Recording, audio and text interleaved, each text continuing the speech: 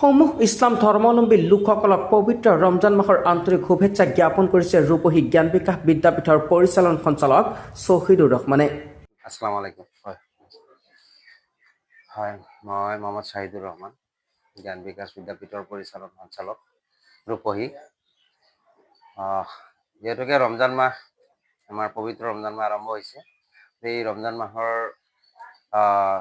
কাৰণে মই সকলো ৰাইজলৈ, অসমবাসী ৰাইজ তথা আমাৰ এই অঞ্চলৰ সকলো ৰাইজ, সকলো ধৰ্মাৱলম্বী ৰাইজলৈ ৰমজান মাহৰ শুভেচ্ছা জনাইছোঁ। লগতে ৰমজান মোবাৰক, আৰু যাতে সকলোৱে ভালে কুশলে থাকে, সকলোৰে স্বাস্থ্য ভাল থাকে, দীৰ্ঘায়ু হয় তাৰ কামনা ৰাখিছোঁ।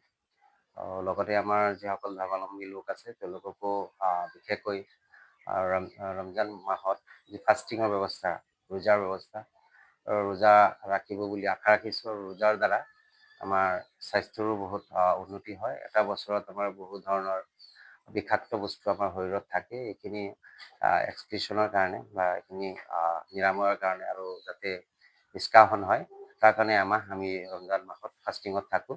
তাতে কামনা কৰোঁ যে সকলোৱে এইটো স্বাস্থ্যৰ প্ৰতি লক্ষ্য ৰাখি ৰমজান মাহত এই ফাষ্টিং কৰিলে নিশ্চয় উপকৃত হ'ব, তাৰে আশা থাকিল।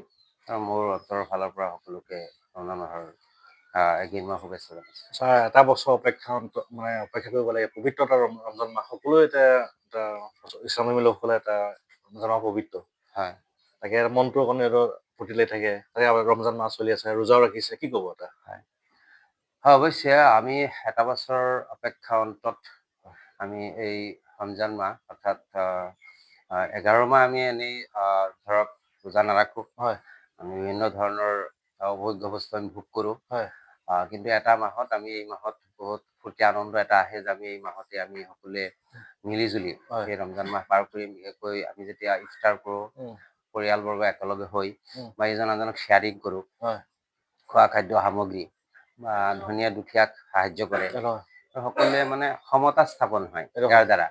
লগতে সকলোৱে মানে ভাল ফুডছ মানে খাব পাৰে, ভাল খাদ্য খাব পাৰে, আৰু সকলোৰে মাজতে নিউট্ৰিচনৰ এটা সমাহাৰ হয়। লগতে ইফতাৰ পাৰ্টি হয়, য'ত মানে সকলোৱে একেলগে মিলি জুলি এটা বাৰ্তা বা এনাজৰী এটা আমাৰ গঢ়ি উঠে। তাৰ কাৰণে ৰমজান মাহৰ কাৰণে আমি অপেক্ষাৰত, যে আমি সকলোৱে এই ৰমজান মাহ পোৱাৰ লগে লগে সকলো ধৰ্মাৱলম্বী লোকৰ মাজত এটা সম্প্ৰীতিৰ বাৰ্তা প্ৰেৰণ হ'ব।